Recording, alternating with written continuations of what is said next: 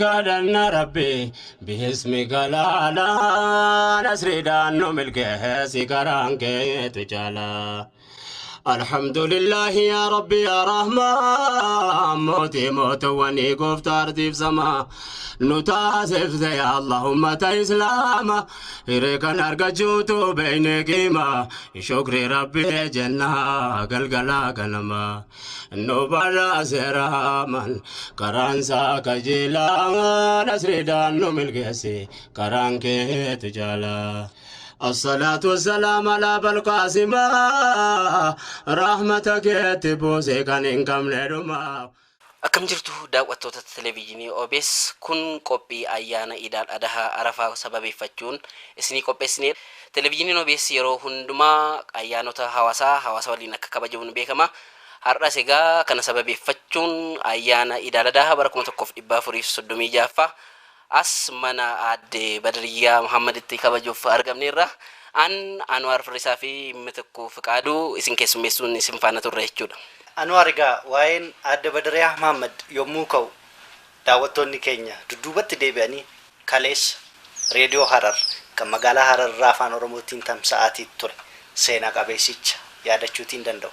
Isa qofaa miti. Televezyiinii Itoophiyaa akkasumas reediyoo Itoophiyaa afaan Oromootiin warra takka jedhanii jalqaban keessaa Aadde Badriyaa Muhammad isaan tokko. Isaan qofa miti. Hiriyyaan isaaniis kan reediyoo Harar irrattis ta'e haga ammaallee televezyiinii Itoophiyaa irratti beekaman gaazexeessituu Hasanat Abdullaahi illee nu gidduutti argamu. Isaan wajjiniinis ayyaana dabarsaatiin jirra. Hordoftoota amantaa Islaamaa maraan ayyaana gaarii isiniin jenna. Ammas irra deebi'uutiin bagattiin isin gahe televezyiinii OBS daawwadhaa. Qophii Aadde Badriyaa waliin taasisnu yeroo turtii gaarii akka qabaatan isiniif hawwina. Ammas nu waliin turaa isiniin jenna. Hunda dura Aadde Badriyaa baga ayyaana Arafaa kan bara 1436tiin isin gahe jennaan. Baga waliin nuun gahe. Gaazexeessituu Hasanat Abdullaahi illee bagattiin si gahe. Baga waliin nuun gahe. Eid Mubarak, Eid Mubarak, Eid Mubarak. Mega gaaffii keenya jalqabaa Aadde Badriyaadhaaf maaliin eegalla? Gaaffii dura garuu maali nyaata yoo nyaanne? Innis danda'ama nyaanni hundi qophaa'ee fuuldura keenyatti argama. Garuu ati maaliif nyaatatti? Waan beelofte fakkaata. Afaan duwwaa nama gaafachuun gaarii miti jettee. Anillee silaa akkasumatti hin waltaa. Yoo nyaanne booda nyaata keessatti haasa. Ta'u gamee amma gaaganya gara nyaataatti haa deebinu. قالنا ربي باسمك لا لا نسرد أنه ملكه سكرانك تجالا الحمد لله يا ربي يا رحمن موتي موت وني قفتار في سما نتاسف زي اللهم تإسلاما إريك نرجوتو بين قيمة شكر ربي جنة قلقلا قلما نبالا سرامان كرانسا كجيلا نسردان نملكسي كرانك تجالا الصلاة والسلام على بالقاسم رحمتك تبوسي كان إنكم لرما أهل دابسا بوتا تابعوة هندما هندر جرات أهل دين إسلام مؤمن توتكينو غرغار يا رحمن. Hordoftoota amantaa Islaamaatiin ammas irra deebine baga ayyaana Arafaatiin isin gahe jennaan. Amma kan argamu mana Aadde Badriyaa Muhammadittidha. Aadde Badriyaa Muhammad gaazexeessituu turan. Hojii gaazexeessummaa isaanii keessatti maal dabarsan laata? Gaaffiif deebii isaa waliin itti fufna. Ammas nu waliin turaa jennaan. Aadde Badriyaan gaazexeessituu turtanii. Yommuu gaazexeessituu turtan immoo ayyaanota uummataa kan isin dabarsitan hojii irrattidha. Kan keessan immoo wanti adda taasisu abbaan mana keessanis gaazexeessaadha. Mokonnin Tola. Lamaan keessaniyyuu mana ooltanii jechuudha. Mee dudduubatti deebitanii gaafa yaaddan ayyaanota akkamittiin dabarsitan? Ayyaanillee irra guddaa gaafaan raadiyoo jiru dilas kana rakkisuna hin turre. Kanneen ayyaanan kabajiniin hafe amma lamaan televezyiina keessa ture san. Maaliif iidaas ta'u arafaas ta'u achiin jira. Baleessa keessa akka ture rabbi rahmataa godhuuf isaatu ijoolleetti fuudhee mana isaatitti ijoolleen isa wajjin ayyaana kabajatan. Ani maskiidaan dhaqa maskiidaa deebi'ee immoo sagantaa san gaa hoguma sanitti bultiin hin jirtu. Hoguma sanitti godhanii dabarsuun wanta tureefi amata lamaan achi ture sani hedduu ayyaana waan hin jenne. Bara raadiyoo beeyta ammuma isin gaafa dur hin beeytani namni bakka kennee fi iidaa fi arafaaf raadiyootti namni dabarsu hin jiru. Yoo dhugaa ta'e waa'ee dubbachuu hin tahin malee jalqaba duraa iida guututti iida al-Fitr ramadaana soomannee duubatti tadabarsite anaa ture san duratti mirginis hin jiru kanaan dabarsa jechuunis hin jiru. Akkuma oduu gartee daqiiqaa tokko arra muslimootaaf ayyaanni kabajamee kaja'amu malee carraan hin turre. Bara 88 booda jalqaba duraatiif iidallee osoo hin taane mawluuda nabiyichaa alayhi salaatu wassalaam isaanii daqiiqaa 10 baru mawluuda hoggaa jaan daqiiqaa 10 waa katabee xalayaa irratti suuraan hin jiru gaa filmiin hin jiru. Suuraa irratti waraqaa irratti katabee afaan arabaatiin ani afaan oromootiin jalaan dubbisuu ture. Sani jalqaba duraa iida islaamaa musliimoota kan kabajame iidallee osoo hin taane mawluuda nabi Muhammad alayhi salaatu wassalaam. Saniin dabarsee san booda iidiniis dabree soomani akkas ture malee san duratti waan hin turre.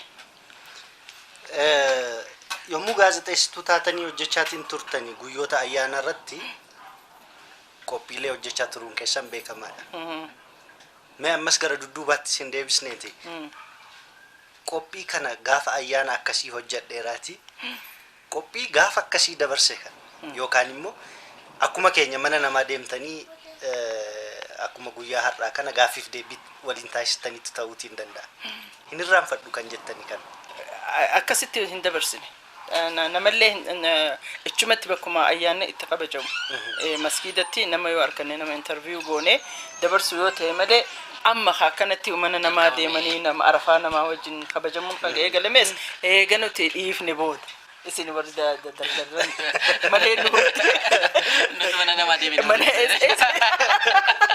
lakki akkas jechuudha. Nuti illee waamamnee dhufne. Lakki jechuun koo maali beeyta akkasitti bakka kan amma afaaniin haasa'uu fi ijaan arguun qixxee miti. Nuti afaaniin haasa'ina malee waan ijaan agarsiisnu jiru. Televezyiinii taanaan immoo reediyoon humaatii miti. Televezyiinii taanaan immoo likkiin kan ammaati akka keenyaa jechuu koo miti. Maali viizhin wanta ta'eef waan ijaan mul'atu wanta ta'eef televezyiinii yoo ta'e ijaan agarsiisuu barbaachisa. Nuti beeyta lakkumaani barsumni dhufaame. Nuti hamma dandeenyii keenyatti gaafasi maskiida dhaynee ummata haasofsiifnee deebisnee mawluuda faa kana waan ichitti godhan dabarsuu turre.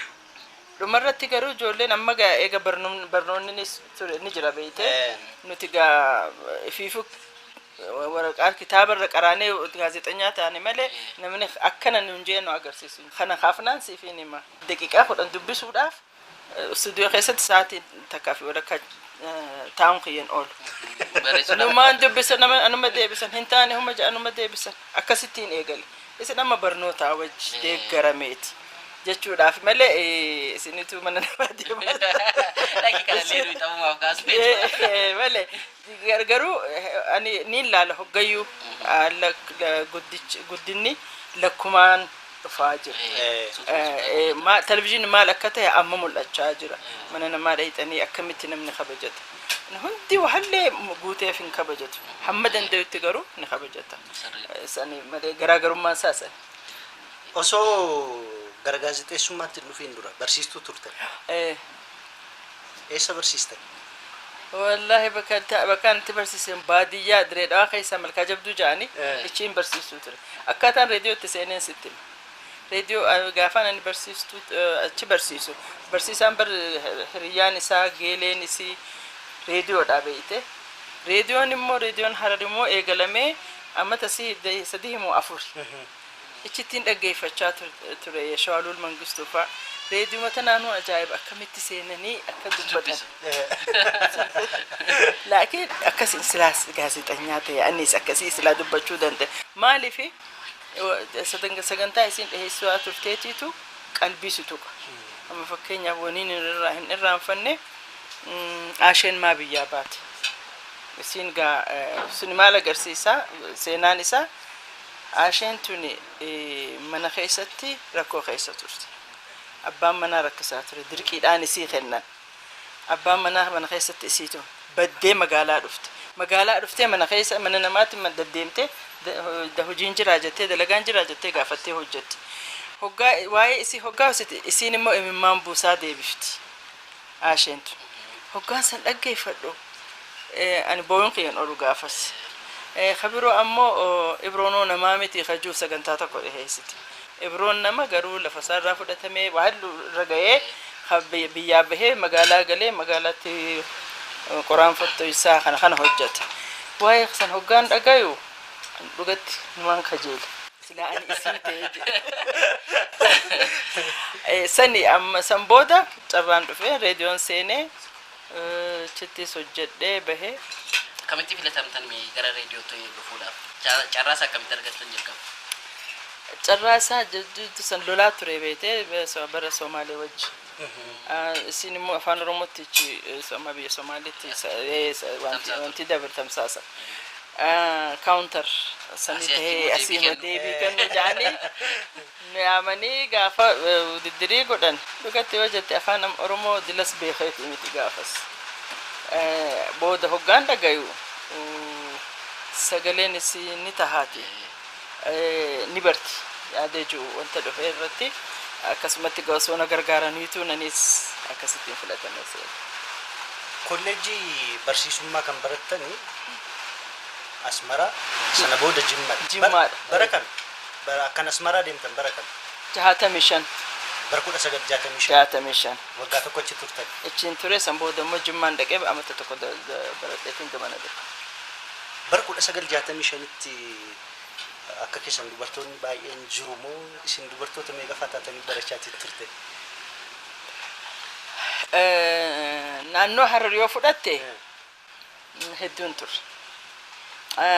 Barsiistuu ta'uudhaaf immoo obboleeyyan lamaantu ture Aziizaa fi Sa'aadaa ja'aniini barsiistoota turan ijoollee Harari ganda keenya nu ijoollee taphachuu jiru isaan gaa madrasaa barsiisuudhaaf isaa deeman hoggaan isaan garroo anaaf qofaa miti ijoolleen gandaa cuftinu anis akka abbaa Aziizaa fi abbaa Sa'aadaatiin barsiistuu ta'a. Osoo madrasaa seenin qaraatuu sanii galiin yaa akkas jenne kun akka carraa ta'anis barsiistuu ta'e reediyoo dhaggeeffadde akkas jee ammas akkasittiin ta'e gaazexaa. Meeqa garuma bara 1960moota keessa bara Somaaliyaan Itoophiyaa weerarte kana mee haala kamiin dabarsaa turtan keessattuu Ziyaad Barree Harargee baay'inaan qabatee ture jedhamaadha san Hararirraa akkamitti iyyuu teessanii tamsaasuu dandeessu turtanii afaan Oromoodhaan. Wanni hogguma halaala jirtuuf sodaata malee lola gaafa keessa jirtu keessuma jiraata maal taate hadhaawamuus jiraachuu ni danda'a hedduu waan hin turre dilas illee waan garuu san booda maaltu ture warra baqatee Ogaadeen irraa gamana dhufe isaan qubsiisuudhaaf tattaaffii godhamu keessatti hirmaachuudha malee dilas sodaannee lolaa jira jennee irra guddaa ka baqate ni jira biyyaa ba'e hedduu jira garuu ani haadha abbaan kiyyachi turanii obboleeyyan kiyya gamana turanii isaanuma wajjiniin ichi ture. Yeroo gaazexeessituu turtanitti gaazexeessummaa qofaa osoo hin taane taatoo diraamaallee yookaan karaakter taatanii hojjettu jedha aktarii taatanii. Anillee hedduu akkas tapha kana dhiheessuu irratti cimtuun turre. Taasitti cimtuu turte Tsahaay Wadaajoo turte. Tsahaay Wadaajotu irra guddaa Saameel Dhaabaafaa wajjinii obbo Fayyisaa Dasaa isaatitu hedduu barreessaa isiidhaatu hedduu ta'e al tokko anis keessa seenuun qiyyan oolu garuu akkasitti cimeetiin hojjetin seenne gara diraamaa kanatti Diraamaa reediyootiin tamsa'aa ture kan maqaa Fooziyaa jedhuutiin tamsa'aa ture kan Isaayyaas Hordofaa barreessee irratti isaan keessaa taatoo tokko kan inni barreesseeru Badariyaa Mahammad jedhee barreesseera. Yeroo sana maqaan kee Fooziyaa irratti maqaan keessan eenyu ture kan ittiin diraamaa hojjettan? Amma hedduun yaadadhu Fooziyaan ture moo hin yaadadhu dhugaa yoo jette. Xiqquma waan qoodni kee xiqqaa ture wanta san keessatti. Hedduu wannan turree fi amma hedduullee yaa hoggas isaas akkas naan jennaan ani xiqqoo hoggaa waan ni jaan seenuu malee diles waan isaan qabuuf qooda guddaa kan hin qabaadhu nuti fakkaatu xiqquma qoodni kiyya garuu hirmaadhe san boodaas diraamaalee xixiqqoo keessa garuu irra guddaatu hirmaachuu turte saahibadaa jooti. Egaa daawwattoota keenya wayita qophii ayyaanaa kana qopheessaa jirrutti bokkaa cimaatu roobaa jira. Sagaleen bokkaa yoo nu jeeqeera ta'e ifama gaafannaa sanarrattis ibsaan immoo hin badaa hin dhufaa akkuma beekamu. Egaa suuraa irratti yookiin viidiyoo raabnu irratti xiqqoo dukkanaa'uu danda'a. Kamiifuu noobsaayin noof kolchaa. Yeroo biraarra irra deebine akka hin waraabne ayyaana kanaaf filannoo dhabuurraa kan ka'edha. Akkuma isaatti nu hordofaa jennaan. Gaazexeessituu Hasanat Abdullaahi illee isaan wajjin turanii diraamaa keessatti illee hirmaataniiru. Mee waa'ee diraamaa kanallee isaanii illee gaafadhu. Ani si yaadachiisuu barbaadeeti. Akka ammaatti artistootiin baay'atanii diraamaa qopheessanii yookaan immoo barattoonni nu barreessanii nu erganiifi miti. Gaafa qophii bashannanaa hojjettu namni mana san keessa jiru dandeettii isaatiin ka beekumsa qabu ni barreessa. Ka sagaleetii fi taatoo fudhatee ta'uu danda'u moo ta'uu hin danda'a. Kanaafuu ati ni barreessita ani ni hirmaadha akkuma sagantaalee adda addaa dabarsinetti lakkoofna malee isa kana akkana jennee yaadannoon qabnu. Akkuma sagantaa tokkotti hundumtuu sumaatu bartaatoo taha sumaatu barreessaa ta'a sumaatu oduu dubbisa sumaatu sagantaa hojjeta sumaatu kutaa tiraafikii hojii tiraafikiitis hojjeta waa hunda gaazexeessaan tokko hunduma. Amma successfully beektaa si studio seenee hojjetee bahe tana jidduu dhufeetuma Isaayyaas Saamu'eel hootu tana dubbisiisin jaa. Ani hin danda'u sin jettu gaa eenyu dubbisaa. Studio seenteeti abalu taatee hojjetta. Ate isaa qalbiidhaan qabatta. Akkasiin jette sani itti qophoofnee diraamaan hojjedha kanaan godha jetteetii miti. Tanuma tana jidduu abalu haa dubbiftu hoggaa jaanatti seentee dubbi ani seenetiin dubbisa. San booda immoo Haliimaan dhufte Haliimaanis akkasitti dubbifti. Kanaaf jecha kan abalu ta'eetiin hojjedhee silaa itti yaadanii qophaa'anii itti seenan ta'e akkas yaadda. Kanaaf jecha waan hin jenne. Haala sana akkanatti fakkaatutti hanqinni namootaa jiran natti fakkaata afaan Oromoodhaan hojjechuudhaaf namoota xiqqoo turtan natti fakkaata. Kanaaf wanti kun kan isin irratti deddeebi'ee baay'inni hojii isin irratti baay'ataa ture. Hedduu maaliif amma torbaanitti oduu dubbifta. Oduu guyyaa lama ganamaa fi galgala. Torbaanitti sagantaa 3 daqiiqaa 30 fa'aa hojjenna. Kanaaf jecha gizee hin qabdu. Gizee isin dhabdu qizee isin qabdu. Waluma keessa beekte. Akkasii hojiin isaa nam 12 turre. Alaqaa keenya wajjin. Nam 12 keessaa sagantaa qopheessuu jira, oduu dubbisuu jira, kan hin dubbisnee jira, kan barreessuu jira. Kanaaf jecha nama muraasaatiin sa'a 2 guyyaatti sagantaa dabarsuu ture. Yeroo sana miindaan keessan meeqa ture? Miindaaf umuriin illee hin gaafatamu. Ay waan darbe Waan darbe dhagaa. Garuu biriin humna qabdi. maallaqni ala sana humna qaba nuun jette. Akkasitti obsasabuudha yoo taane malee migibila sira akkasitti qoomar ani hoggaanee jalqabu 285 ni eegale. Ammata lamatti irkan kajaanii jiran balli guddina san keessatti 420 gahe. Maal si godha gaa ammata 15 hojjedhee gaafaan bahu 660. Waggaa 13tti 200 fayyirraa 600 fayyikeessa. Bakka isin Waa'ee miindaa garuu ani kan hin kaasee Anwaar. mee miindaan kan ba'u egaa ji'attidha gaafa 30 akkasiidha gaafa miindaa fudhattanii istaafii waliin maal gootu turtan eenyu si gaafa mindaa fudhatan yaada keessana naqootee tasfaayitu hojii hin beeytanis tasfaayitu hojii hedduu tapha guddisaa dhufeeti harka dhawa akkanatti kana godheeti harka sii dhawa ni beeyna gaa maallaqa waliin baafna wajjuma dhayinaa dheedhii nyaata foon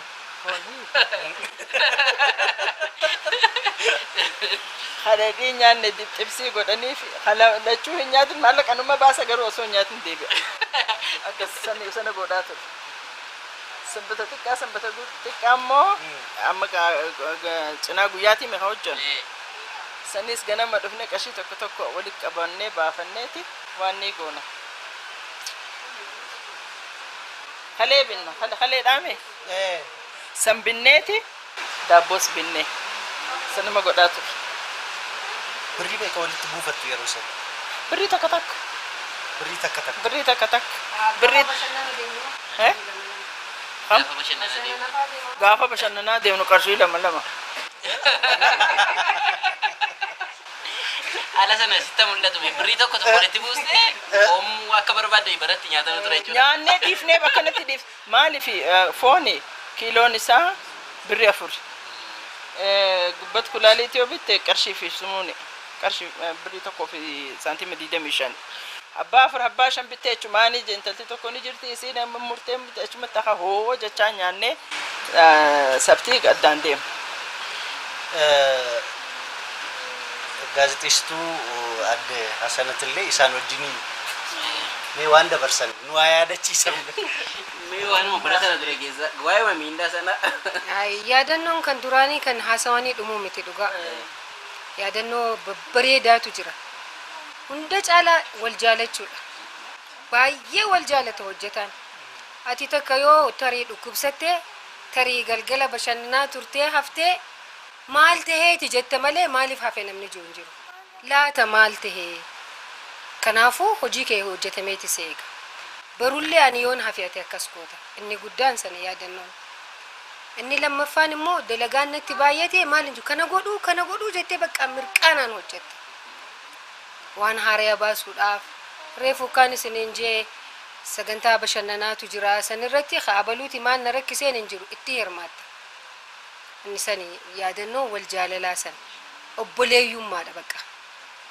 nama taanee kunoo jiruun adda nu fageessitee jireenya akkana ta'e wal gaafachuu dhiifne malee maatii tokko bakka inni adda godhu akka gaariidhaa biiroon keenyaas adda biroo ture gargar ture inni waannaan abuna Phexros ture egaa isiin lakkifnaan bakkas jalaan deemaa bar seenaa tokko yaadannoon tokko gaafa isiin Harar gadhiiftee deemteen ani seeni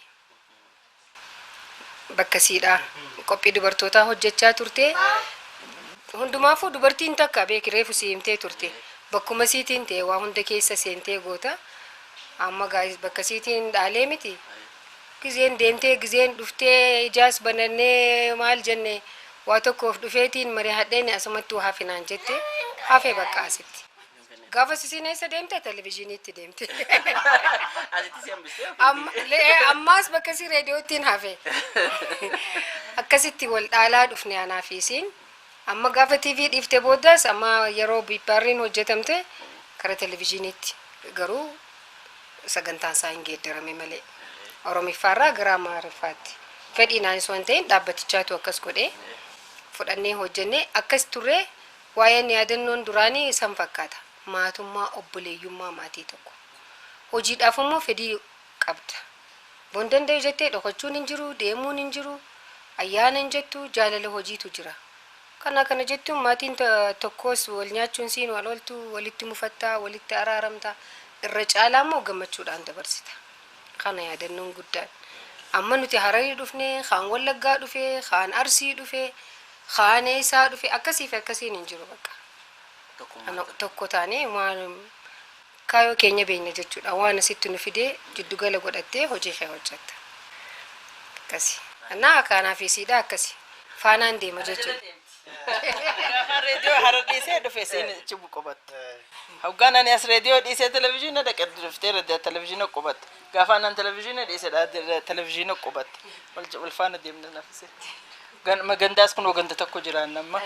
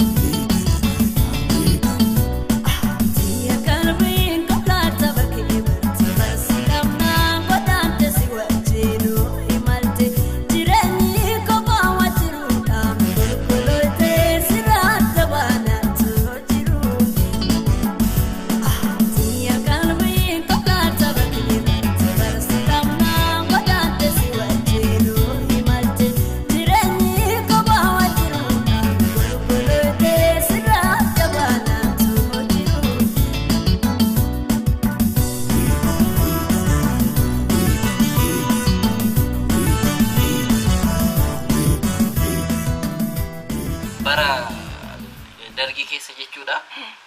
Qubeen afaan Oromoo amma nuyi ittiin barreessinu hin turre. afaan oromoo ara sanan kan isin dubbistan maaliin barreessitaniiti? Afaan Saabaati ga. Isaa Asuma Amaariffattiin barreeffamu jechuudha. Sanuma Saabaanii afaan Amaariffattiin dubbifta katabda. Jechumaan deetee dubbifta. Garuu waan haasoyni wanta katabnuuf natti fakkaata nama rakkisu. Ni beeyta gaa waan maal jechuu akka qabdu wanta kanaaf jecha afaan Amaaraatiin dubbisuu turre katabuu turre. Maatii kan horattan achuma Hararitti. Mee walitti dhufeenya keessan yookaan immoo akkatti abbaa manaa keessan wajjin akka wal bartan. Akkami wal barreessa? Maal seete isa Abdii Muhammad Rabbi rahmataa godhuuf Muhammad Qophee isaan saddehi warra gaazexeessitoonni achi turan hoggaanan seenu. San booda ammas du'e eenyu maqaan isaa Tamasgan Gammadaa bakka bu'aa ture innichi waan reediyoo halaafii ture. Isaantu wal na barsiisa gaa amma hoggaan barreessee dhufe caluma jee stuudiyoon galu beeyte abbuma jirutti hin kenna. Amma isa hoo Abdii Muhammad fa isatti hin kenna. Seeni abba mana kiyya ammaatis ichuma ture isattis hin kenna.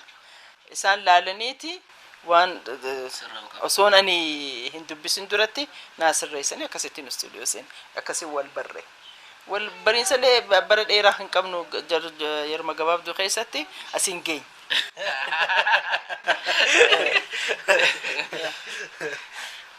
Abbaan manaa gaazexeessituu duraanii Adde Badariyaa Mahammad gaazexeessaadha.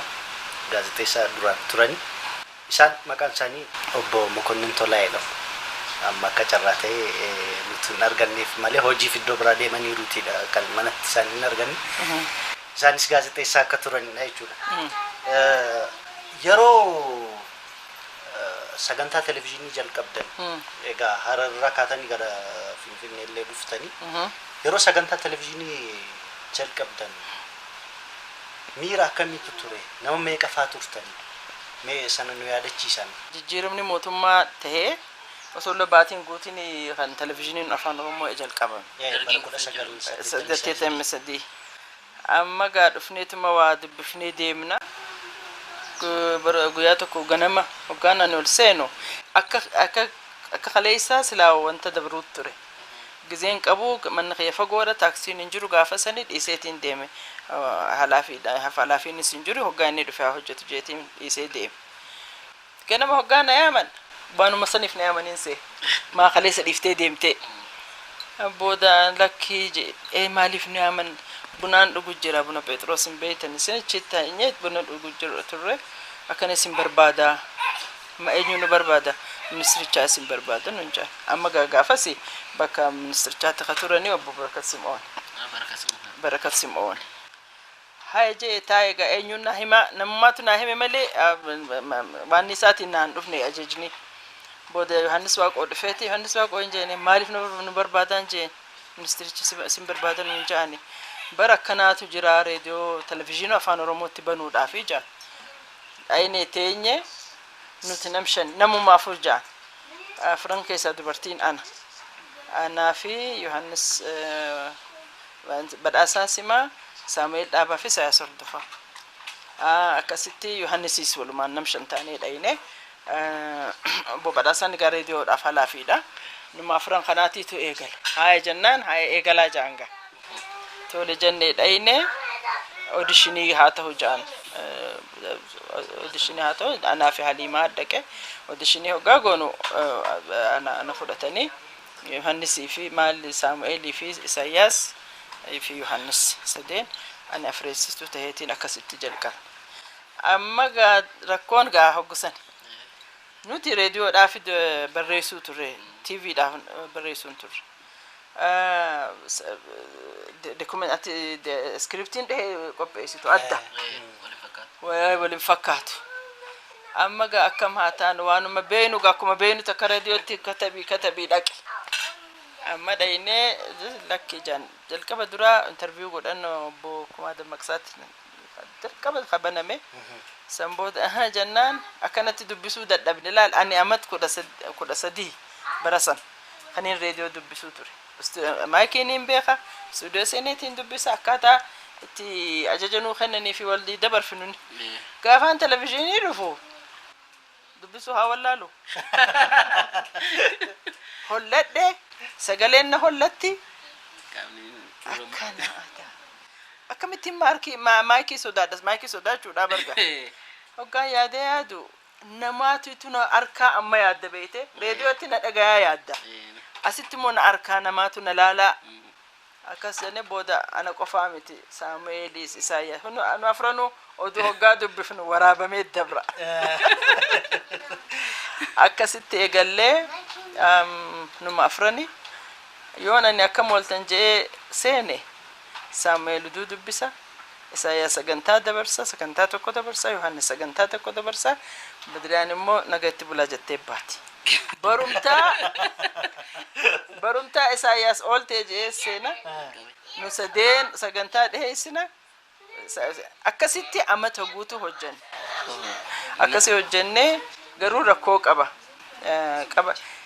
yommuu san garuu waan fedhii qabaachuu ture akka sana jette kana onnanni ammaas maaliif hoggaa televizyiinii banamu xalayaa dhufu hamileessitu xalayaalee hedduutti dhahaachuu ture nu erguu turani namoonni daawwattoonni amma gaxeeqeen nu qabate nu godhuu ni dandeenya hojjechuu ni dandeenya bareechuus ni dandeenya booda maayyii irratti akka afaan Oromoo kanatti maa hin hojjenne jechuu dhufe beeyte maaliif nuti amma nu xiiqiisani akkas waan nu godhe gaarii ture garuu warra yeroo san keessaa amma kan lubbuun hin jirre Saamu'eel egaa warra lubbuun jiran irra akkasuma barbaannee deemnee argina mee waa'ee Saamu'eel eenyummaa Saamu'eel haga tokko nutti himaa Saamu'eel aarasaa hin beeytu tapha guddata namaa wajjii waltahiinsa qaba yoo aarillee hin beeytu Saamu'eel aare jechuu hin dandeessu tapha guddata yoo nuti aarree kateenyu ta'ellee gaa hoggaa Saamu'eel dhufe kofluu jalqaba ni yaadadha al tokko ijoollee dubaraa tokko dhufee taa'anii Saamu'eel barbaanna ja'an taa'aa eegaa jenneen amma hoggaa taa'aa eegaa jenneen gaa nuti taa'aa eegaa jenneen yaannaa fi Tsahaayitu ture waan niin goonee nutti fakkaate hin qananeessine beeyte hoggaa dhufan taa'aa jenneen inninis hin dhufne gizee deemanis nuti isaan hin agarre deeman amma dhufeeti itti himan natti fakkaata akkasii Badiriyaa fi Tsahaayitu ture nama moos maali nuun hin jenne taa'aa eegaa nuun jaanii nu dhiisanii bahanii nuti stuudiyoo seennaa isaan eeguu dandeenya keessumachiisuus hin dandeenya jaanii barumtaa isaa dhufee egaa itti himan natti fakkaata firoota isaati garuu dhufee maamalkachaa katabe Saamu'eel maali manguddoolee lamaan kana nurraa baasaa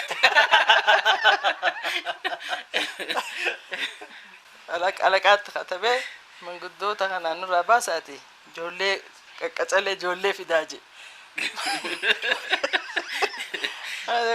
gaan dhufe bakka jaartiilii bakka are haaje gaggeessi jeen badhaasaadha maal balleessineen je jennaan kaleessa akkam gootan haa akkas isan lammata haa dhufanii hin jenne ariina seegana kana maaliif hin dhiheesse Saamu'eel akkaataa hundaa'uu akka taphaatti si himuu danda'a nama gaarii ture namaan wal lole namaan akkana waliin tahee hin dhageessu hoggaa deemee fiildii bahees kophaa isaatii miti sagantaa cufaa fi pirogiraama fiduu ture suni hundi keenya waanuma goonu garuu hojjechuudhaaf rakkoo hin qabaatu nama gaarii ture Saamu'eel Saamu'eel Dhaabaa akkuma isaan jedhan egaa nutu daa'ima taanee dhangaa irratti gaafanni wanni hin jiru ta'e nuti daa'ima taanee hin mufanna ture mee gaazexeessituu sanirraas waa'ee Saamu'eel haga tokko haa odeeffannu. Waa'ee Saamu'eel adde Badiriyaan gabaabeessitee isinii himte. Saamu'eel jechuun daa'ima waggaa 5 yoo argees daa'ima. Manguddoo gaafa argees manguddoodha. nama waataroota yoo argeessu hundumaayyuu kolfinii fi seeqaan fuula isaa irraa badee hin beeku. Yeroo hunda hin seeqa. Gaaf tokko isaan gaafa televezyiinii jiranuu ani isii barbaacha dhaqe. Ulaatti agar wal argine jennaan nan beeyne yoo san jalqaba duraa gaafa wal barannu. Amma deebi'ee amma argadhe jechaa dhufe. Jechaa dhufeeti amma bakka tanaa wajjin maarree godha jeeti haasawa. Eenyuma dhufte jaanii na baru hayi taanaan amala kiyya waan beektuuf gaarii jetteen. Amma hoggaa seennu gurbaa kan argite akkana naan jee jaati way filmii gubdee. Filmii gurraachoomsite. Jalqaba waan akkasitti wal baranneef bakka yeroo hunda ani godhe yoon siin jee maal qaba maal jeeti miti deebii kan sii kennu reefu akka adde Badiraan jette taphaatiin sii deebisa bakka hin aaru bakka waan lolaa ittiin argattu. Saamu'eel namaas ni jaalata baay'ee harkaa waan qaburraa dhugaa kiyya kadhataa karaarraa yoo argellee hin qusatu. Harkisaa banaadha arjaadha. Rakkoo namaatiifis ni rakkata gammachuu namaatiifis isa gammachiifti. Gabaabumatti akkuma abbootiin jedhan waan namni jaalatu waaqayyoon isin jaalata je'eeti bakka amrii rabbii ta'eeti malee ka saayinsiin jettu namni aaruu akkana taha namni maal jiru sanii miti bakka kennuma isaati kennaa gaarii qaba barsiisaadhaas si waan beekus si barsiisa bakka Saamu'eel nama gaariidha. Eessa kanumatti sagantaa keessa seeni malee takka diraamaa akkuma reefu siniin jee barga gaazexeessaan sagantaa duwwaa qopheessuu miti.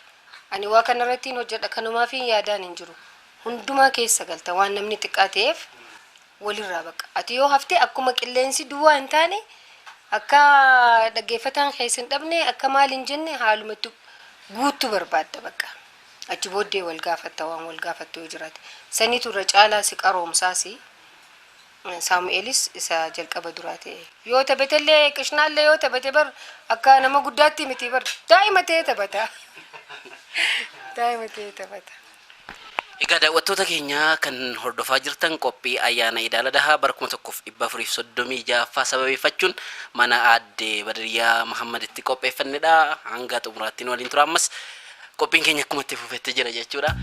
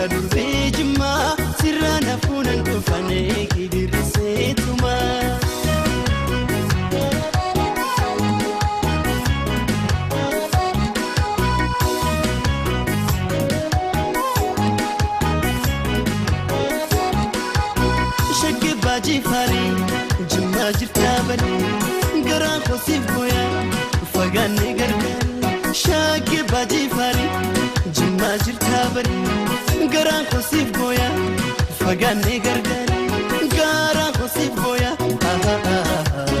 fagani gargar جاللي خينا نشوتي قرا خونا قوبي قلفتنا تتاتي انتي الريب دبي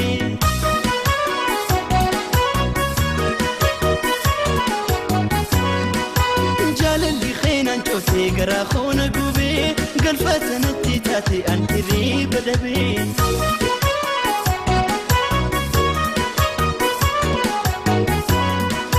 فولك انتي حبيتي انا دورة بدولي دي حتني قويا أنسي أمين ولاويا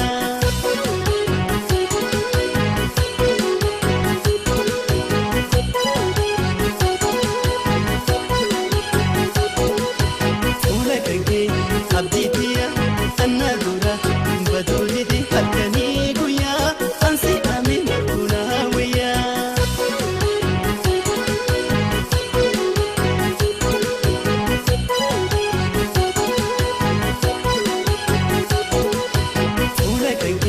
حبيتي أنا دورة بدولي دي حقني قويا أنسي أمين ولاويا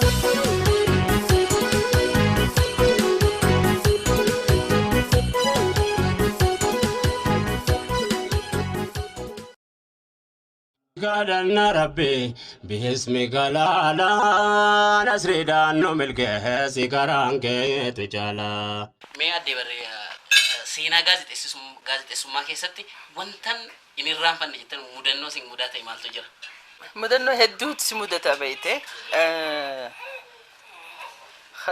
khadura baay'ee sagantaa irratti yoo dhahee isa guyyaa tokko ganama nu afranuu seenne alaqaan keenya ambaasadar daggifee bula amma gaa sagantaan dabarsuun hin jiru anis waan takkan qabu isna akka magaalaatti barbaaddee bittutti mee gadi qilleensa guutuudhaaf mee bahiiti bahati nama barbaada eenyu barbaada ana booda dhaqeetiin calma jee as piyaasaa keessa deddeemeetiin namaan harkadhe fidadhee dhufa jeetiin bahi hoggaan gadi bahu isin yoo beeytan hin beeku Dr. Abdisamad Dr. Abdisamad immoo kuusa jechootaa qopheeffateeti saansuurii kenna gaafa saansuuriin hin cufamne beeyte ganaa dhagaa saansuurii kenne saansuur san gaafachuudhaaf isaa uffatee babbareedee Georgis bakka hawultiin jirtu san سيد الستين السلام عليكم وعليكم السلام دكتور سمد عيسى قرم دين أبو جرى قيس أمقنا براندك مالي أكنت كوسا جتوتاتك وخنيفي سانسور أكوان هاي نغني تاسني دبفتا نقافتا نقافتا قوتون جي مالي جي أتي دكتورة مخوتو تيوانو ما في مالي أن سبيشاليزين قوني جي جنرال براكتشنري خناف جتشا أني واسي أجين جين وانا تقراتي فيان مالي ركبني مالي خنامي خنم خوت دبسنجي مي ابدا جانيس ابدا فوديتي نفسي أرسنة مالي هاسوجي فيان مالي غافر ركب سنة جن مال جتشوخي خنم تبتانجي تولي جي سينة غاستوديو سينة أنيس غافي نين غافر ده غافر مرة غافر سوينة sagantaa sadii ta'e wanti interviewin isaa wajji goone garuu ummanni silkiinii fi daxalayaan itti deebisa irra deebi'aati tan maaliif inni afaanis ni beeka amma hoggaa jaga amma yoon jedhinan jettin danda'u jarmi jechuudhaaf maaliin jaa afaan oromootti jaa inni baakteeriyaa hoggaa afaan oromoo maqaa kennaaf haasawinni gaamma sa'a toora sa'a takkaa fi walakkaa moo sa'a toora sa'a lamaati interviewin suni guyaa sadi daqiiqaa 30 goonee dabarsine xalayaan dhufuu eegalte guyuma sagantuma dura hoggaa dhaga'e namni irra deebisaa jechuu eegale sadeen eegalumte booda mudannoon sadarkaa sagantaa dabarsuu irratti kana wanti jiru gara biraatiin gaafa reediyoo televiziyoonii jalqabamu hedduu ture namni yaada saaxin jecha jechuutu jira amma gaa deebisuudhaaf dullee namatti hin tolu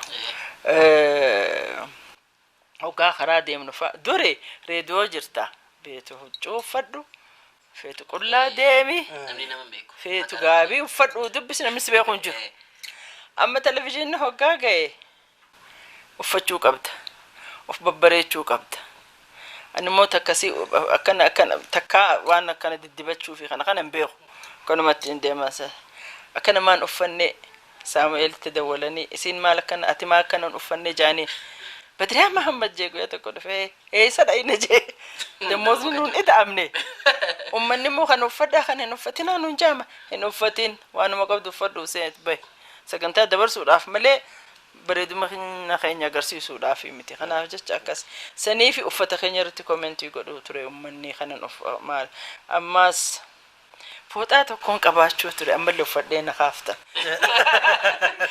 fooxaa diimtuu takka ammallee jirti ay siin hin jirtu tabiroota isiifatu maal ta'e see beeyta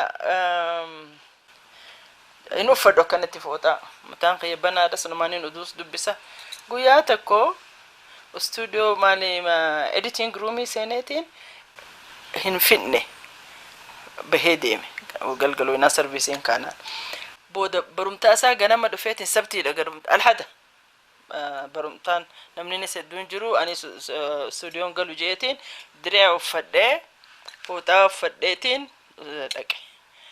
dhaqee filmii diit godhuudhaaf editing roomiin ture fiigaana dhufan maali wanta dubbatamu jira dafi eenyu dubbisa asii dubbisa amma gaa hijaabaan qabaa beekte anis hin yaadannee hijaaba uffadhee direen qaba ol seeneetiin dubbisee bahe barumtaa silkii xaabiyaan haa islaamaa seetaahii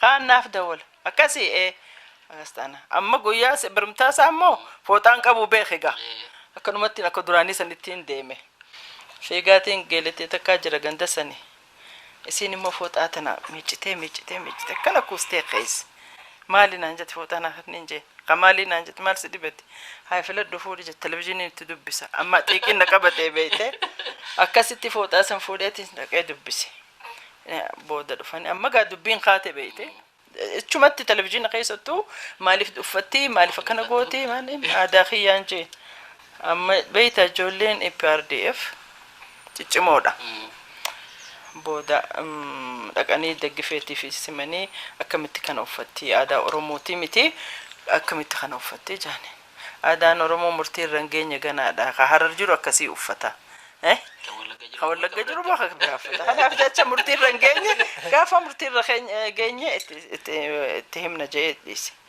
amma gaa cinqi sani ta mudannoon tiye tokko fooxaa uffacha anis eega gaafasii fooxaa malee dubbisuun jeegaa san booda beeyta nama kana gammachiisuu hin dandeessu akka durutti amma gaaf tokko fiildii bahuudhaaf gaama fooxaa sanis niin dhiise fiildiin baha jee waan niin jenne joxe fodhee gaa makiinaa koruudhaaf waan ni jenno kottu jee maali namni jiru beeki gaama Saamu'eelis hin jiru Isaayyaas hin jiru anumaa fi Yohaannis jira Yohaannis oduu dubbisa Alamuu Tolosaa yoo beeyta ni beeyta director inni ne maali jennaan Yohaannis oduu dubbisa ati kottuuti si waraabeetiin laki ma Yohaannis sagantaa dabarsa odus dubbise sagantaa dabarsoon hin tahu kottuuti ati oduu waraabii deeminaan jee amma fooxaan qabu calma jeen akka jirutti sosseenee oduu dubbisee waraabanii ani bahe barumtaa isaa hoggaan seenu ummata Faransaawidhaaf irratti oduu dabarsiteera maaliif hin uffadheedha kanaaf jecha nama gammachiisuu hin dandeessu uffata irrattis koomentiin hedduu dhufuu ture irra guddaa ammaas afaan Oromoo televizyiiniin banamuusaa nama hedduu aarse televizyiin afaan Oromoon banamuusaa qofa osoo hin taane akka reefu jenne san ayyaana ciidaa ka Arafaa ka Mawluudaa dabarsuuni hedduu waan ni godhe nama hedduu waan ni godhe garuu sanis mudannoo hedduu qaba sanis hedduu qaba kana wantaan hedduu jira sagantaa dhabuu irrattis ammas interview gootaa namichi interview goote san waan fedhe dubbata hoggaa edit gootee murte maaliif murte jeesse dhufa ma ana kan hin jenne hajuu jira kanaaf jecha hunda gammachiisu hin dandeessu ha gammachiifteetuma programma dabarsita akkas ture ani kana keessa sagantaa na gammachiisu tokko fi kan itti rakkadhe jette tokko maali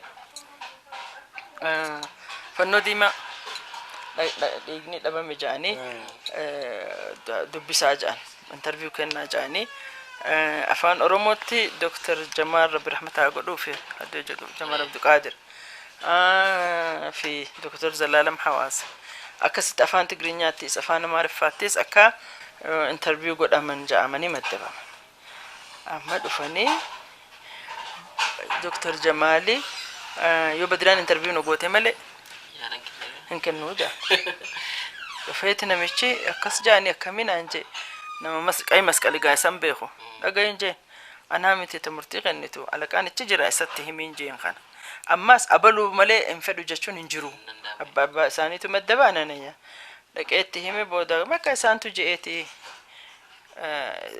asiitu interview godhanaan jee amma rakkadhu gaa maaliin gaafadha akkamittiin narrationii kataba rakkadhee halkan guutuu itti yaadee abbaa manaa kee bira dhufee mee gaafii naa baasiin jee walla ani mal gaafii maaliin si baasaa deemti gaafadhu naan jee amma tole jee halkan hin rafne amma doktoroota lamaan jidduu taa'ee maaliin haasawaa amma gaa dhaqee dhufan waan takkan katabne narrationii waan takka harkaan qabu maaliin gaafadhaas hin beeku amman taa'eetu wallahi hoggamaan studio ol seenu yaadni naa dhufe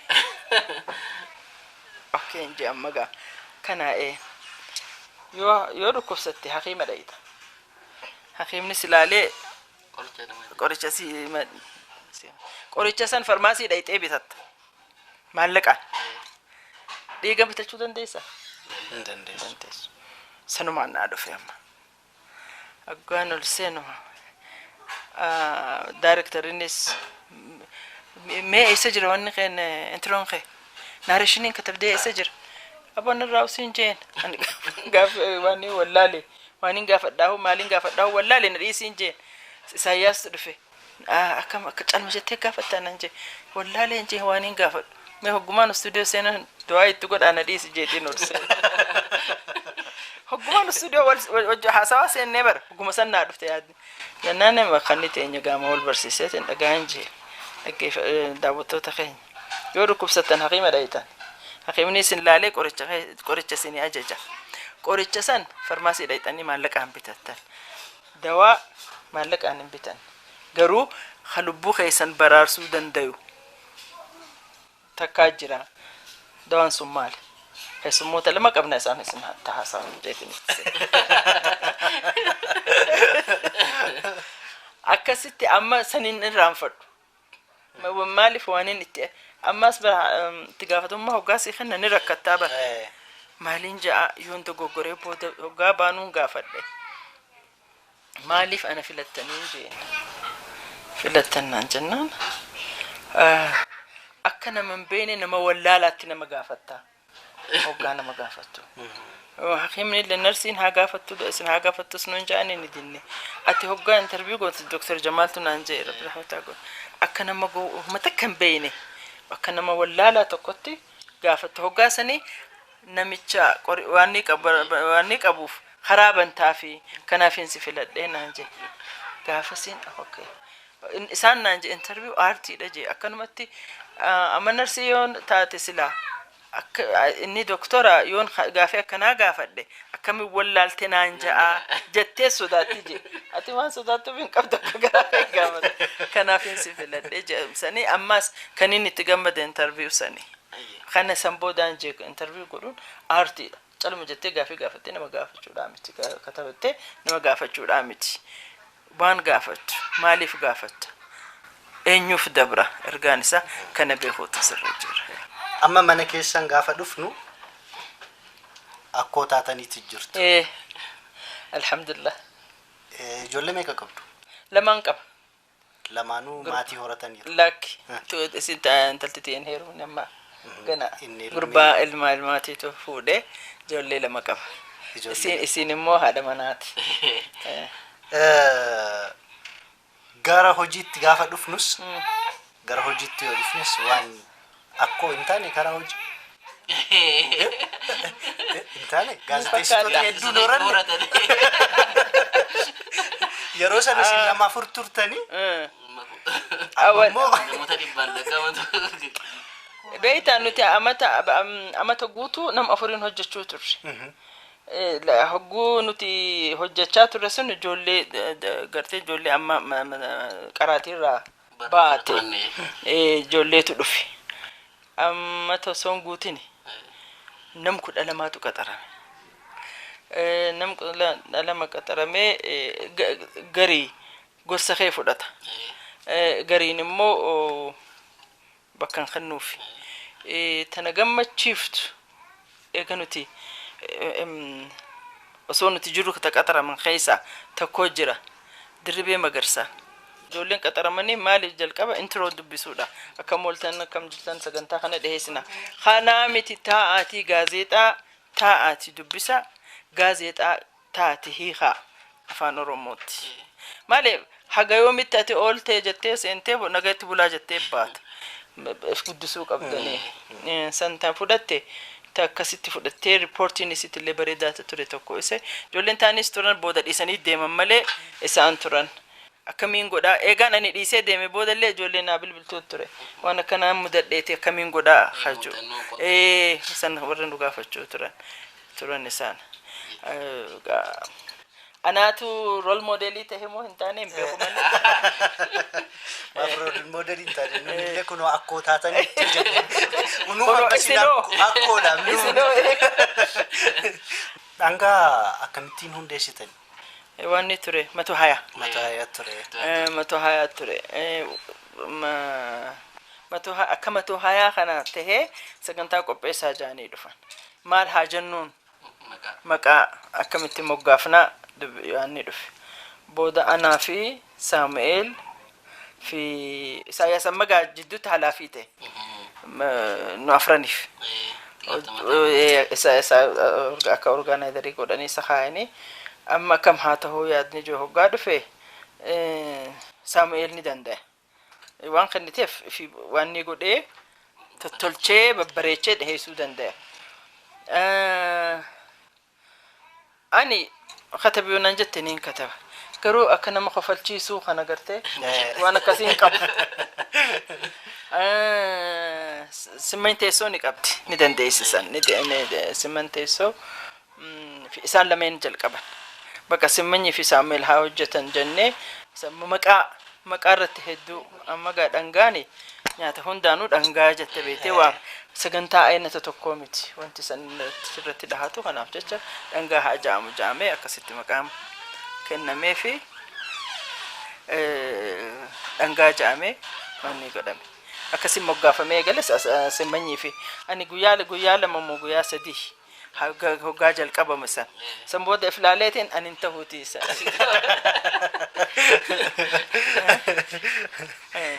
torban tokkoof illee yookaan guyyaa tokkoof illee hojii gaazexeessummaatti deebitan sagantaan kaleessa hin hojjetiin darbeera jettan ani hojjechuu qaba maal hojjechuu dandeessu har'atoon hojjechuu danda'a kana hojjechuun qaba kan jettan kan siin gaabbisiiseeru hin jiru hojii gaazexeessummaa keessatti kan dhiistanii bira tartan hedduu jira eegaan televezyiinii dhiisee amata sadii keessatti natti fakkaata biyyaalaan dhaqe biyyaalaan dhaqeetiin televezyiina laaluu ture televezyiina san hoggaan laalu akka talk show idhaan jaarsi tokko maal gaafate ha ilmoo dhawu mana keessatti ha ilmoo dhawu haadha mu abba sanirratti waan hin ture kirikiri godhaa turani. والفيلم ترى yaa wal falmaa turani haadhaa dhawaa ijoollee lakkii abbaa dhawaa nama malee ijoollee haadhiin dhaantu kirikiri godhan taa'ee yaadeeni haati maaliif ijoollee isii dhaanti beeyta loodiin isirra jiru dalagaan isirra jiru hedduudha mana keessatti ijoollee guddisuun kasiiti nyaata qopheessuun wahallee nuu kasiiti dadhabdee faa ta'uu danda'a beeyte dhaggeeffadheetiin sila waa'ee maatiidha sagantaa maatiidha akka talk show itti ummataaf akka sanitti maaliif hedduu ni barsiisaas yaada namaatiis ni baasa tokko kana akka talk show tokkotti sila waan akkanaa waa'ee maatii irratti sila qopheesse jeekanii yaadu sani hoggaa miidiyaa dhiftee deemtu namaan addaan baata kanaaf jecha waa hedduudha silaa jiraadhee hojjedhe qophiin isaan hafeeru jira bara gaazexeessaa turanitti osoon hojjetiin kan irra taraniiru carraa kenninuufiiti maaliif gara OBS hin carraa otoo isin kennineeti qophiilee isin hafan san dulluma keessatti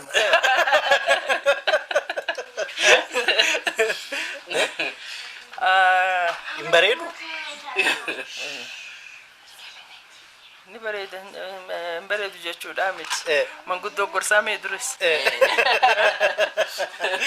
manguddoo gorsa kennaa bar isaan gorsa nuu kennaniiru waan isaan hafe nuyi bakkaan keenya jechuudha hedduu amma waan ni yaadaahu nin danda'a afaanuma kanaahu amma ammaatti nagayumaan qabaame afaan malee amma toora amma 22 ittiin hojjenne al takka haa shaakalaniiti ammumayyuu jechuudha akka mooltan kabajamtoota daawwattoota televizyiinii OBS maal jettanii mee akka duraa sanatti amma studio jirtu amma studio jira on air akkam jirtu daawwattoota ta'e kun sagantaa afaan oromoo OBS in beekamuudha sagantaan itti aanu sagantaa daa'immanii fi hawwan akkamitti fayyaan isaanii eegamu qaba yaada jiru irratti mari'achuudhaaf keessummoota lama qabna Metukkuu fi Anwar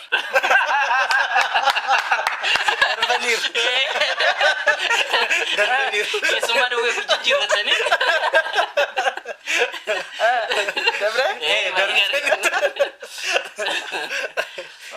hayyee gamee aadde Badiriyaan erga gaazexeessummaadhaan waggaa hedduu hojjetanii booda garam deeman san booda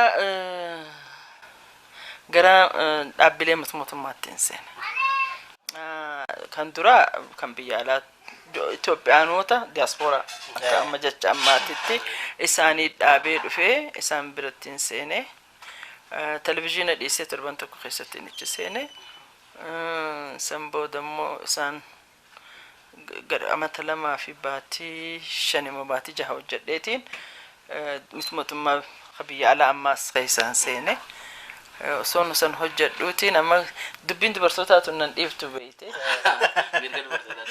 mirga dubartootaati amma tana jidduutti waa'ee dubartoota muslimaa rakkoo dubartoota muslimaatiitu mul'achuu eegalee iddayyuutti ka'uu jalqabe dubartoonni muslimaa miidhamanii cunqurfamanii jira dhukkatti islaamni isaan akkana godha amma achirratti dubbiin islaamni akkana isaan dubartoota akkana godha kajuu dhufe sani muslimaatu akkana godha immoo islaamaatiitu akkas godha kana beekuutu narra jira yaada jiru irratti hedduu alimoota wajjin haasa'uu jalqabne san booda dubartoota akka waldayaatti illee miti dhimma islaamummaa jalatti dhimma dubartootaa tahee dhaabbate saniin bakka bu'ee toora amata 10 isaan wajjiniin hojjedhee tana jidduugaa amma waan hin banamee beeyta neetworkiin hedduu jira saniin hojjechaa ture san booda immoo soon san hojjedhuuti anis gaba kan dhaqetti waa'ee dubartoota muslimaatis waa'ee dubartootaatis dubbachuun ture hedduu neetworkiin alaatis baname hoggaan ala bahus waa'ee dubartoota walii galatti amma san jidduutti beeytaa rakkoon lolaa hedduu ture dubartoonni hedduu rakkachuu turan dayyutti dubbii Rwaandaa yoo fudhatte Bosniyaa Herzegovina yoo fudhatte biyya alaatti beekte amma akka lakkoofsa faranjiitti 200 san duratti waan dubartoota musliima dubartoota ta'eeti Muslim Women Development Research goone asitti Itoophiyaatti suni sadarkaa addunyaatti ka godhame Afrikaa, Asia, Latin America kana kanatti dubartoonni misooma keessatti akkamitti seenanii maal waan qabanii hiree qabanii yaada joorratti ture waaniin mariin isaa researchiin isaa saniin godhee as Itoophiyaa keessattis researchii san goone kitaabni isaa katabamee jira eessa ga'eegaa mooji malee saniin hojjedhe sanitti 200 amma dubartoonni nagaya buusuudhaaf qooda qabanii yaada joorratti Rwaandaatti walga'iin tokko godhame sanitti hirmaadhe san booda maaliifi akka biyya keenyaatti dubartoonni nagayaaf hiree nagayaaf buusan maal fakkaata yaada joorratti nu hundinuu maaliifi waan biyya keenyaa fudhanne waan hin goonu yaada joorratti akkasitti gaa sadarkaa addunyaatti global network of women of faith kaju dubartoota muslima kristaana ayhud fi hindu bahai hundinuu networkin tokko uumame network san wajjiniin hojjechuu ture amallee hojjechaatiin jira biyya keessattis amma dubartoota amantii garagaraa hordofan isaan wajjinii saniin hojjechaa jira isaanii fi nama bakka bu'a dubartoota women of faith akkamittiin dubbisaan women of faith dubartoota amantii garagaraa isaanii fi nama bakka bu'ee ifdaa isaan hojjechaa jira Anwar gaazexeessituu adda Hasanat kaleessas wajjin hojjechaa turan arra siriyal mee waa'ee adda badariyaa immoo mee akkamitti ibsitu adda badariyaa akkanatti himee fixuun qabu wallahi wantoota cimina isaaniiti jettan wantoota marratti wajjin turtan keessaa wantoota muraasa adda badariyaa jechuun uumama isiitiin kennaa uumamaa kan jaan jedhu taalentii natural gifted dha isiin gaazexeessummaa akka reefu isin himtee baratteetii miti namni Harar keessa jiraatu qooqa hedduu danda'a afaan arabaas ni dhagaa kana keessa ganamaa galgala oromiffaa jechuun hundee isaati jechuudha kana gaafa mana barnoomsaa jirtuusi bakka ayyaana mana barnootaa gaafa kabajamuus isiin aktariidha kennaadha jechuudha aktiiviidha bakka irra caalaa warri Harar keessaa saba Harariidha jogola keessatti guddannee achi jirra dubartiin dilas mara nama dura dhaabbattee amantiin muslimaatis dubartiin adabattee uffattee naamusaan akkasitti jiraachuu qabdi tan jalqaba duraa ta'uu baattullee anaa fi kana ana fakkaatan hundaaf kan karaa saaxi isiitu bane isirraa hin argaani anaa fi isii warbaloonsi keenyaa sagalee isii reediyootti dhagayuudhaani achi booddee bakka gaafa isiin dhiifte gaafa isiin geessee sagantaa dhiyeessitee maal jette ani barnoota irratti hin ture gaafa isiin bakka dhiifte nama isii sirriitti beeku ka ana beeku isiitu isii bakka bu'uu danda'a jedhanii mana dhufaniiti hootu akkana afaan oromoon hin danda'e maaliif hin dandeenye hin danda'e jeen lakka afaan oromoon dandeettii haasawaatii fi kan hojiidha adda addummaa akka qabu beeku akkasitti isiin jechuun kan si ibsuu kan hin barbaade adda badriyaa jechuun adda akka dubartoota kanneen biraati miti. Dubartoonni ka isii wajji baratan hundinuu taan heerumtee mana jirti, taan oofisii keessa yookiin sekreetarii taate yookiin maal taate. Lammaffaa immoo saba keenya keessatti gaazexeessummaa kana dilas mara hubannoo isaa hin qaban ture. Nama ifitti amanee nama ta'ee keessa seena keessa isiin tokko ani lammaffaadha. Jechuun waan biraatti fakkaachaa ture.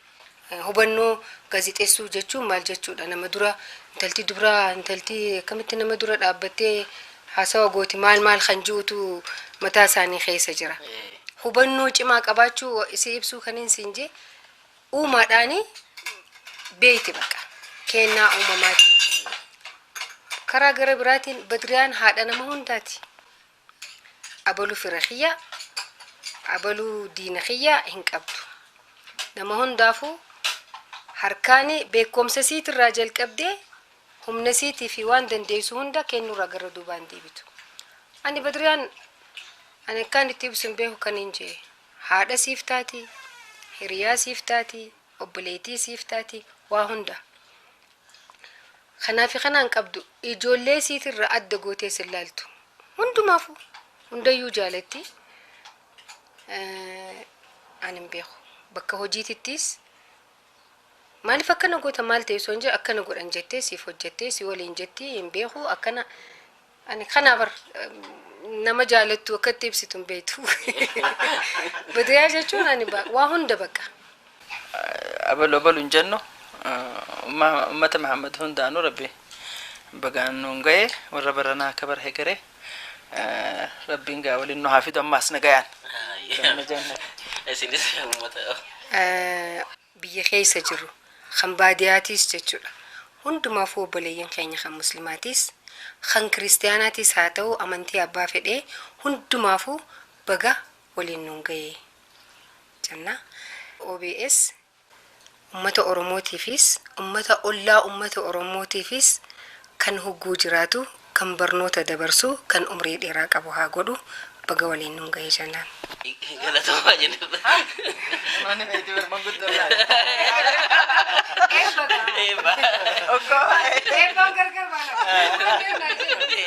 Adde Badriyaa Muhammad ayyaana Arafaa irratti akka nuti ayyaana isinii waliin dabarsinu nuuf eeyyamtanii haga mana keessaniitti nu waamtanii dhangaa kana fakkaatu nu qopheessitanii nu affeertaniittu guddaa isin galateeffannaa maqaa OBS'n maatii keessan hundayyuu hunda keessan isin galateeffannaa ammas irra deebi'uutiin hundi keessan baga geessan isiniin jennaan. Ayyaana daawwattoota keenya qophii ayyaana Arafaa bara 1436 mana Aadde Badriyaa Muhammaditti qopheessine kan hangammaatti daawwattan ture. Hundi keessanuu baga ayyaana Arafaatiin singee irra deebiidhaan siniin jenna. Qophiileen OBS kanneen biroon itti fufuu hanga xumuraatti OBS hordofaan affeerraa keenya nagaatti kan sin keessummees Anwar Firisaa fi miil tokko Mitikkuuf Qaaduuti. Jalalli teessanii manaa nama lafa gootoon mankuriin argataa wayitaas laafaan tuutuun ganti ishee Ibraahimoo gantee numaroo gubbaam akkuma daawwatanii walee sannallee sima aanaa dhokkatee garii isaanitti waa'imaa. Fardin nuran ausen Nijira shashon ille Bobato tolatena Nagate mashon ille Nama nuran ausen Ladabde wanyon ille